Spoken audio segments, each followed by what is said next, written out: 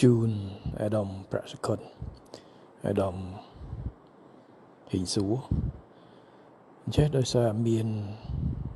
សំណួរសំណើជាច្រើនរបស់បងប្អូនពលករយើងដែលកំពុងរស់នៅធ្វើការនៅប្រទេសថៃដែលចង់វិលត្រឡប់មកកម្ពុជារបស់យើងហើយបងប្អូនខ្លះក៏មានបញ្ហាឯកសារអញ្ចឹងសូមអាដាមឲ្យគោលការណ៍ទៅស្ថានទូតរបស់យើងនៅថៃនៅទីក្រុងបាងកកក៏ដូចជាកុងស៊ុលរបស់យើងនៅសាកែវនិងនៅកន្លែងណាទៀតដែលយើងមានកុងស៊ុលគឺសូមធ្វើយ៉ាងណាឲ្យសម្រួលឯកសារឲ្យគាត់ដើម្បីបានត្រឡប់មកវិញហើយទីប្រឹក្សាពលកររបស់យើងនៅទីនោះក៏ខិតខំសហការជាមួយស្ថានទូតដើម្បីជួយសម្រួលដល់បងប្អូននៅត្រូវត្រឡប់មកកម្ពុជាវិញហើយអាដាមហ៊ីស៊ូពេលដែលបងប្អូនមកវិញអាចព្យាយាមដើម្បីភ្ជាប់គាត់ជាមួយនឹងការងារនៅក្នុងស្រុកដែលយើងកំពុងខ្វះកម្លាំងពលកម្មដោយឡែក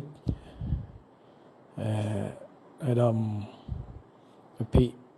សន្តិបណ្ឌិតសសុខាក្រសួងមហាផ្ទៃអាដាមសុកវាសនាខាងអន្តរប្រវេសន៍និងអាដាមលោកជំទាវអភិបាលគណៈអភិបាលរាជធានីខេត្តជាប់ព្រំដែនទាំង7គឺធ្វើយ៉ាងណាដើម្បីជួយសហការក្នុងការសម្រួលប្រជាពលរដ្ឋរបស់យើងដែលត្រឡប់មកវិញមានឬគ្មានឯកសារគឺឲ្យគាត់ចូលមកឲ្យតែជនជាតិខ្មែរបាទជួយសម្រួលឲ្យគាត់ចូលមក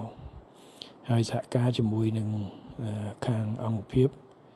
យើងបានត្រៀមរៀបចំរថយន្តក្នុងករណីដែលមកជាកំហុកគឺដើម្បីជួយសម្រួលត្រឡប់ទៅស្រុកកំណើតរបស់គាត់វិញ